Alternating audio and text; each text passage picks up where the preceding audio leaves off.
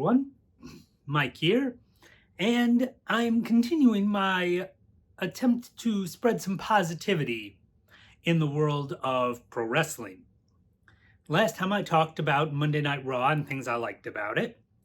Well, today we're going to move on to NXT and just list a few things that I really enjoy about NXT. And I'm going to start with Chase U. I get such a kick out of this group. Their characters, the storylines they're telling, admittedly the current storyline with Andre Chase attempting to regain the money he lost, which I'll be honest, I was convinced that it was gonna be revealed that it was JC Jane that cost them all that money. But turned out it was Andre himself.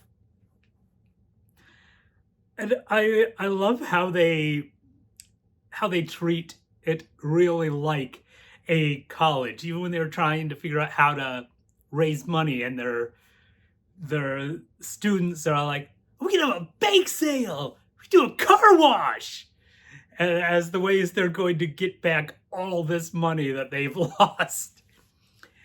And at the same time, their in-ring work is very good.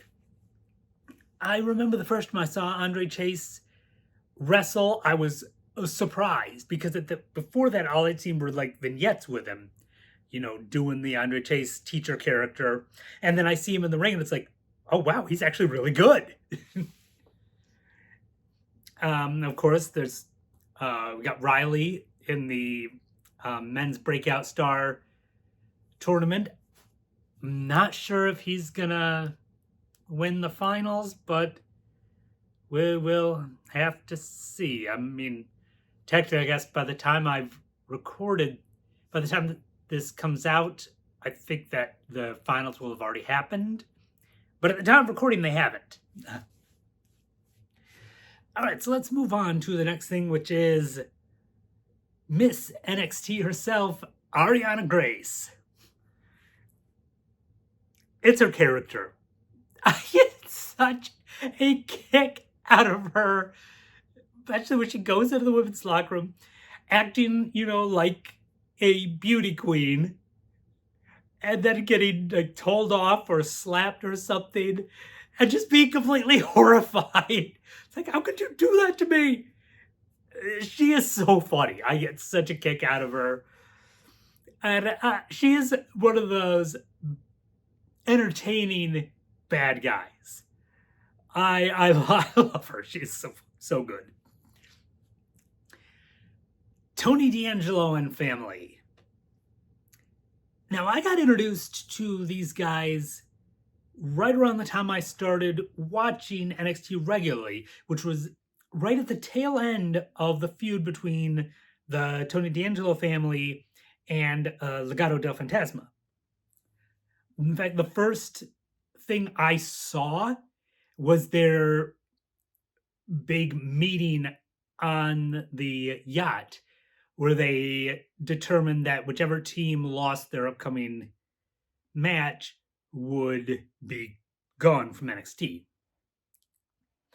And I get a kick out of that whole Italian mafia character that he plays, which, funny enough, ties into another one of the things I like, Chase U.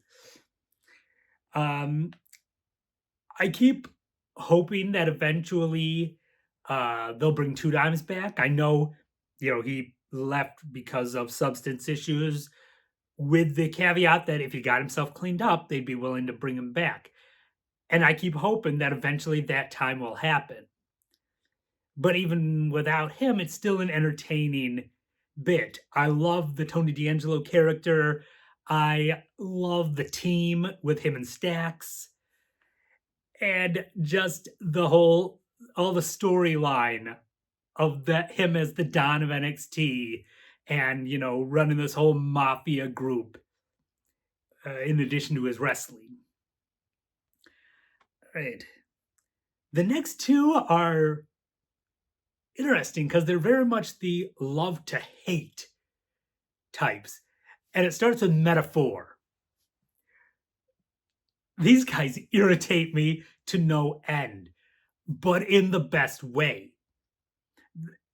For me, it's not like a go away heat. For me, these guys are the annoying heels you want to see get beat. I think the one that gets on my nerves the most is probably Lash Legend, but that's partially because before she joined Metaphor, she was already playing this really irritating, obnoxious, I'm better than you character that made me want to see her get beat, which is the point of a heel, is to build up that heat and make you want to see them lose. And, now she, along with all the others, continue that. Each time there's a Heritage Cup match, I'm like, oh, I want to see him lose the cup this time. I want to see him lose it this time. Which never happens. But yeah, they're the best type of heel group. And speaking of which, Lexis King. He I did see some of him when he was in AEW as Brian Pillman Jr. I thought he was good. And I know they were doing those vignettes where they were pushing the whole, I don't want to be associated solely with my dad. I want to make my own legacy, which, fair enough, give him his own character. Even if elements of his character do come off similar to his dad. But that, I think anything he does, people are going to do some comparisons, at least for a while. But yeah, he is so infuriating. I remember when he got into the breakout tournament, I was just like, oh, curse you, Lexis. He is good at making people hate him, which is, again, exactly what a heel should do. So while he irritates me, he does it in the best way. Right. Tyler Bate, the big strong boy. Now, I didn't watch a lot of NXT UK, so I didn't see a lot of his time in there, but I was familiar with him because he was if I recall correctly, he was the first NXT UK champion, I think. Or was he the first cruiserweight champion? I don't remember offhand. He was the first of one of those titles, but I always enjoy watching him in the ring, mostly because it's a lot of fun seeing a guy who's just kind of a small guy just showing off these feats of strength that he can do with some of the bigger guys. He's very entertaining. He's a pretty fun character, and I really, really enjoy him. And lastly, for NXT, is somebody we haven't seen in a while. She's been out with an injury, but talking Wendy Chu. I love the perpetually tired, sleepy girl gimmick that she does. I find it so entertaining. It's such a fun character. Though I admit, it does have a ceiling. I don't think it would work on the main roster. So it's one of those things where I don't know how long she's going to keep doing this gimmick.